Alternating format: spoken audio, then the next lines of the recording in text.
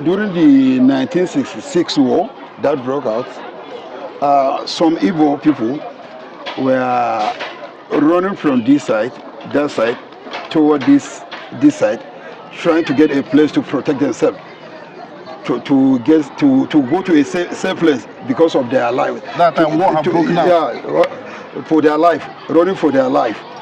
So our grandmother of blessed memory saw them, about 18 of them, 18 to 19 of a number. So she decided to give them a shelter and hide them inside these premises. There's even some that she even escorted. That one buried someone inside the compound he's living. Okay. Yes, one Igbo man. He mentioned the name, but I could not remember again. Okay. He said there was a one that buried his money inside the compound. Okay. So it was the grandmother of State Oshiosani that carried him to that house. They now dig the place. They now saw the money inside. They put it inside leather. Okay. Put the money inside leather. After the war, all their properties and their money and some other valuables were safely kept by our late grandmother. And after the when they were moving out of the state, they retrieved she gave it back to them as was collected, and they took it and they parted. Most of them came with the money because the other of them are businessmen. They are doing business in some in Central Market here, some in Panteka. Okay. Selling pass in Panteka. Yep. So most of them, you say all of them, there are more than 30 of them. Okay.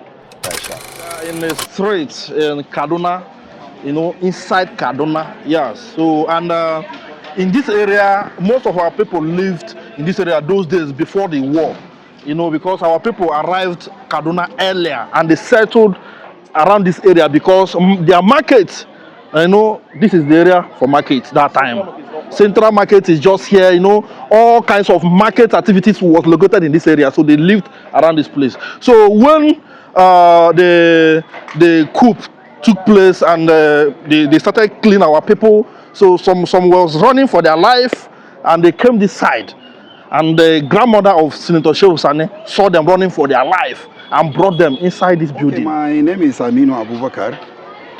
I'm grandson of Hajia Mbu. During the 1966 war that broke out, some Igbo people were running from this side, that side, toward this side, trying to get a place to protect themselves, to go to a safe place because of their life. That time war had broken out. Yeah, for their life, running for their life. So our grandmother of blessed memory saw them, about 18 of them, 18 to 19 of a number. So she decided to give them a shelter and hide them inside these premises, though it is already demolished and donated to a school. Okay. Now, this is the premises. It was a moot house then. Okay. So she hid them here for about 3 years, from 1960, after the break of the war, up to the around early 70s, to the end of the war.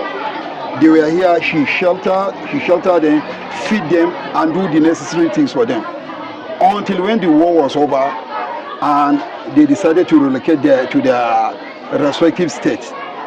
So after the war, our grandmother died 1987. But still, I could remember there is one person called Mr. Luke, though we call him Mr. Luke.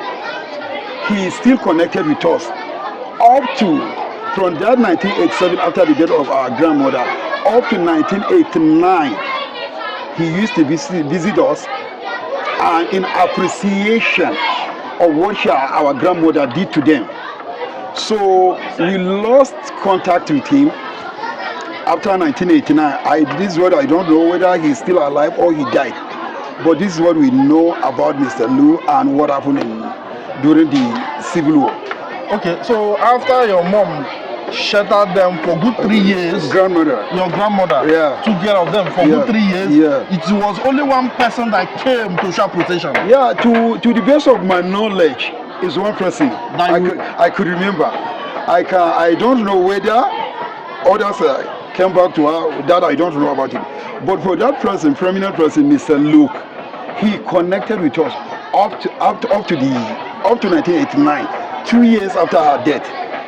We are in contact with him. He used to come and say hello to us. Okay, so did you grow up and like did you meet your grandmom? Of course. Okay. So did you get to ask her why she did that? Because when others was reporting in Nigeria, any Igbo man they say anywhere for soldiers to come and take them, instead your grandmom sheltered them, protected them. Why? You know, it's an issue of humanity. Okay. Humanity has no boundary of religion or tribes. Yeah. It depends on the person, right? It's something which is naturally in human being. God created human being differently, right? She did that to them, not because of anything, not because of any inducement or whatever, but she did that for humanity in order to protect life and property of people. And she has, in our view, in our wisdom, what was happening wasn't the right thing to be done, and was not the right way to go about it. Yeah. To solve. If there is any problem, people should sit down and resolve their differences amicably. Not if any problem that you cannot resolve amicably, there is no need of you to take arms in doing that. Yeah. So I think that is what motivated her in order to save life.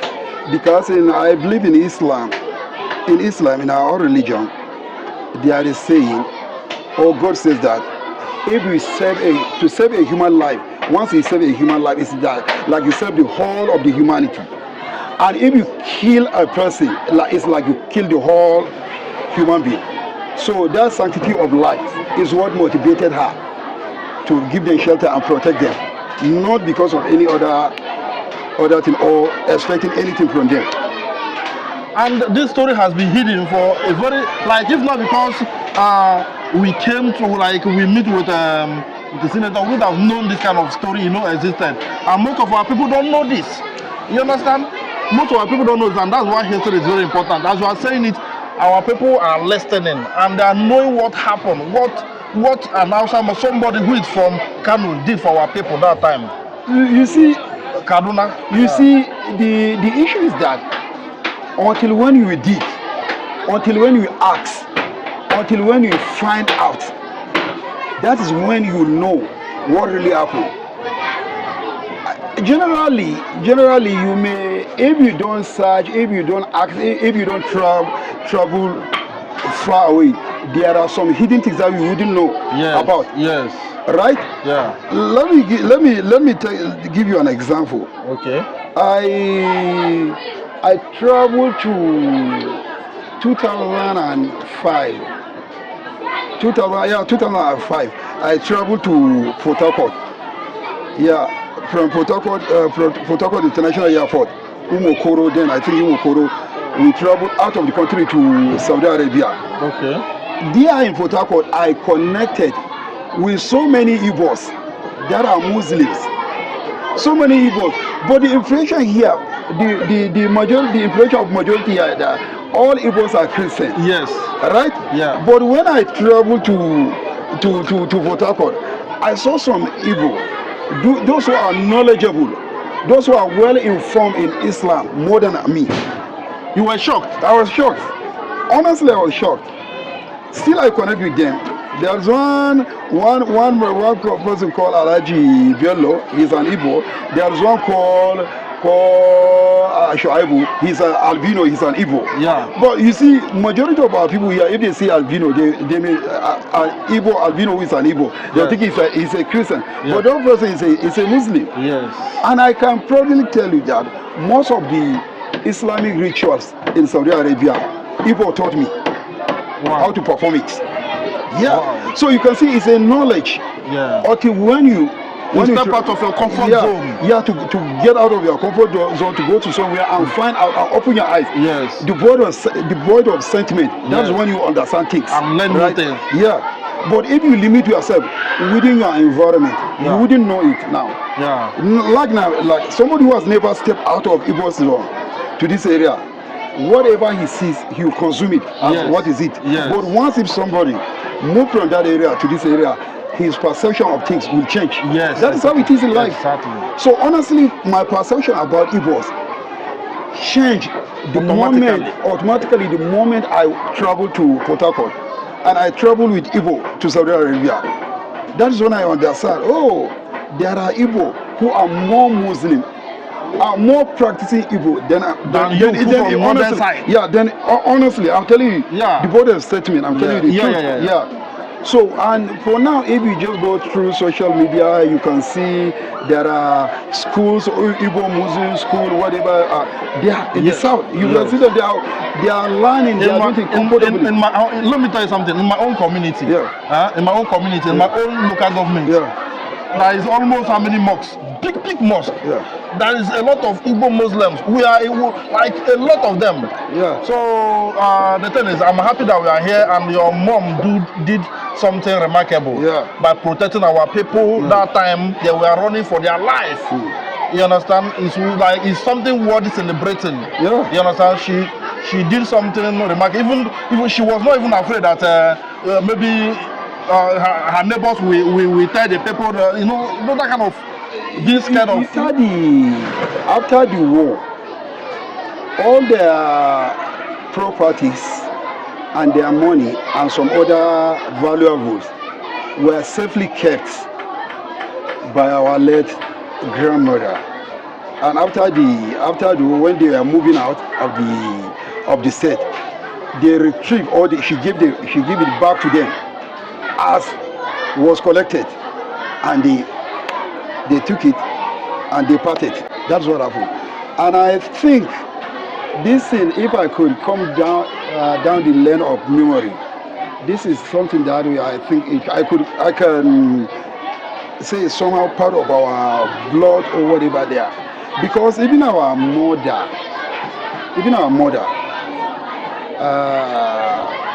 around there was a crisis 2001 here in Kaduna. There is a boy who some people chased him, trying to kill him. But what I don't know, whether he was an Igbo or whatever there, but they were trying to kill him with cutlass and whatever there. Our own mother, not this time around, not our grandmother. Yeah, I'm listening. Our own mother, that's our mother with Senator. She came out together with me. We saved the boy, even though they somehow injured him, but we saved him. To the extent that he was running for his life to an extent that they caught him. Then I could remember he knelt down like this. He was pleading. He was pleading for them to leave him, but they started cutting him. Then my mother wasn't care. She was not care about what will happen to her. She just come and intervene, and I followed her. We saved him, and we handed him over to police. Then they took him to the hospital. This happened 2001. The primary work of your mother at that moment was just to save the boy. No matter what he did, let's let's save life first, so that police will do their work. Wow. And this is what happened. This 2001, it happened again. Wow. Yeah. I think this thing is generational. Like it's from blood, because I have met with senator, and the kind of senator, what I'm seeing, is a kind of a man that has, good heart, and he's humble, and he's the kind of person that accommodates everyone. He's the kind of person that wants equal rights. He fights for the people. Even he doesn't like oppression. Yes, sir. That's the kind of that's how he is. When you see Senator Sheikh Husani, you see somebody who is upright. somebody who doesn't, he wants everybody to be one, no discrimination. No discrimination with show. When it comes to show, when it comes to issue of trying to push for justice, I can assure you that show is one of the leading figure who try to always push for justice, to see that right things are done, no matter who will be offended. Yeah. He will make sure that right thing is done, because he always call it right thing is right, no matter how many people spot it. Wrong thing is wrong, no matter how many people. Yeah, Don't even if he's standing alone. Yeah, if he's standing alone, he will make sure that that thing is done.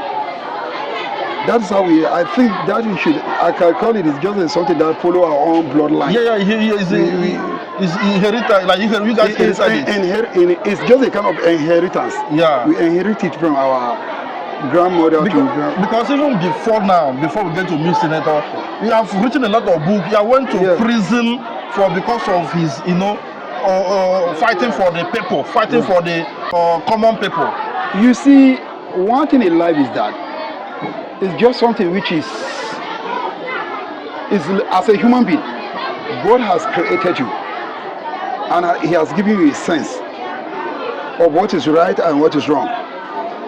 No matter how good, how many people support something, once it is wrong, you can never change it to be right. Yes. And no matter how many people refuse to support it, disapprove it, once it is right, it will always and will forever remain right thing. Yes. In life. Yes. So to us, once if you are convinced something is right, we always go for it. Yeah. No matter who may be offended, we'll go for that right thing and we'll do it. And we won't regret it, and we'll never regret it. We don't regret it. Wow. Your family are blessed, because this is something remarkable. That's, even Senator preach for unity. He doesn't joke with, like, when you talk about peace, when you talk about unity, he doesn't joke with it. No. That's one thing I notice about him. He always, trying to preach peace in Nigeria. Yeah, now you whether Hausa, whether Yoruba, we are all one. Whether Hausa, whether Igbo. You see, now I can assure you now, my perception of what is all about Nigeria, my perception what is all about humanity has completely changed when I travel to South. It has completely changed, because I know, what people were saying before I traveled to South, are completely different from what I experienced there. Yeah. So vice versa. That's how it is. When somebody travels from there down here, you just can't understand. Yeah, what people are saying, what people are preaching there is maybe completely. You may have different experience. That's what life is. And besides that, poverty and other things, poverty, misery, and whatever you may call it, doesn't differentiate between Igbo and Hausa, Yoruba and other Ijo and whatever there. Yeah. So the earlier people come together to find out, to agree on how to serve themselves, the better for them. But once people decided to start discriminating, this is an Igbo, this is Hausa, this is you are bound to perish. Yes. That's how it is in life. Yes. So we need to come together. We need to educate, inform, enlighten. Yes. Those who don't know about the happening. Yes. Around the country. Yes. This is what is happening. Yes. For them to come on board. Yes. And see how we are going to serve ourselves as people. Yes. To see how are we going to swim together and sail together. Yes. Yeah. And because if you refuse to do that, we are all going to sink. Yes. We either sink or sail. Yeah. That is the truth. Yeah, one thing about human being, we are all one in the face of God. Yeah. And right is right. Yeah. Even if you go China, right is right.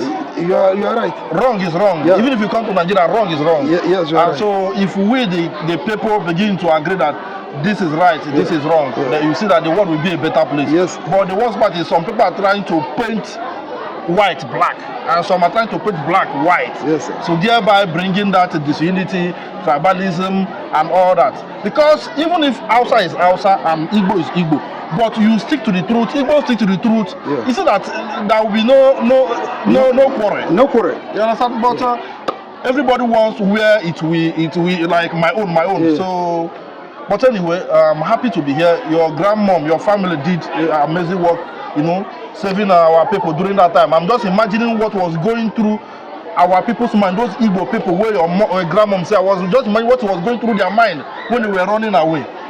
Honestly. Because I'm sure those guys would have probably been killed somewhere. Yeah. It's terrible. They wouldn't have survived that. There is no point of crisis. There is no point of crisis. Yeah.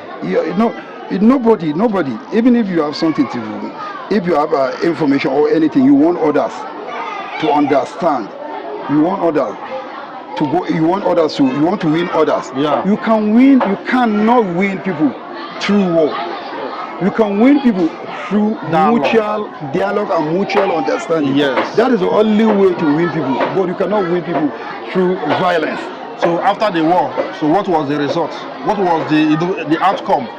So war can never be a solution. War cannot solve your problem. Yes. Peace is the answer. Yes. Yeah.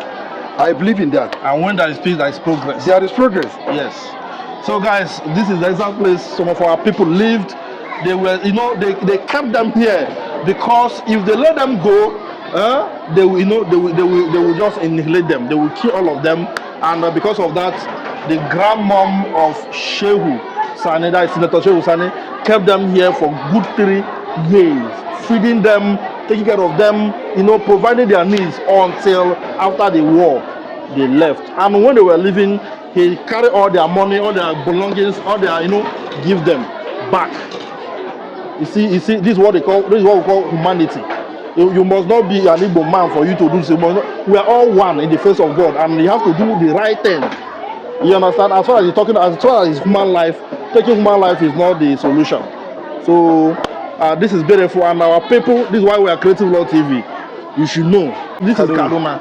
Okay, my name is Chief Monday Onyabo Jaji Rugachuku. That's why I'm based. I'm the Wakili. Igbos in the local government of Igabi local government in Kaduna State. Okay. So about the story, how some Igbos was saved here that time and being kept here for over 3 years. What do you know about it? I heard the story through Senator Shehu Sani because the first time I met with him, that was 1990. So that's when he started telling me the story. From that story, he now picked me as his son. Okay. He now picked me as his son. But the grandmother was late by this. The mother that gave birth to him is the one that's still alive. Okay. So we went to the mother. The mother was narrating the story to me.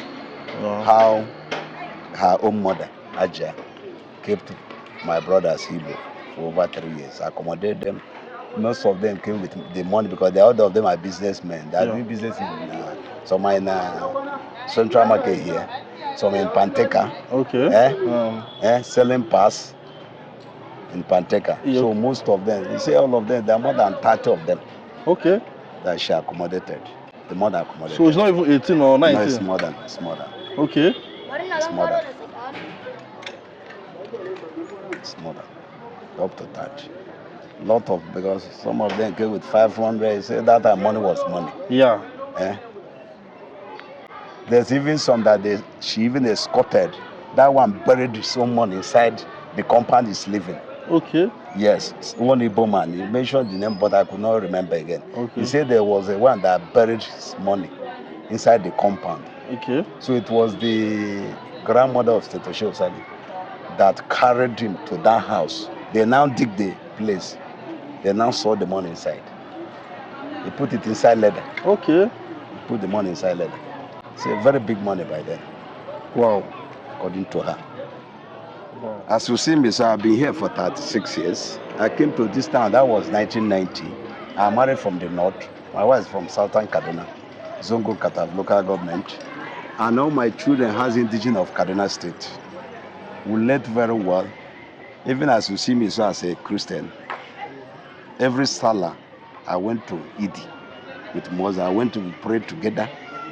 We do everything together. We celebrate Salah. Anyway, where my children are, I have 4 kids.